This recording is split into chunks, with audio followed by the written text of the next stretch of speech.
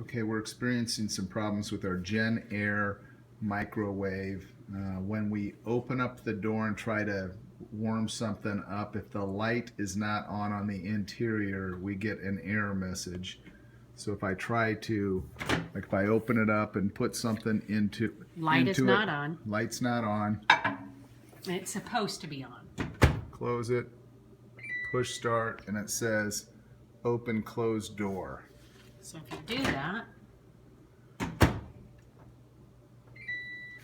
still not doing it. We're opening and closing the door. Still no light on. I'm trying to cancel, start, cancel. We're back to square one. And now the light's on. Now the light's on. And now it'll work.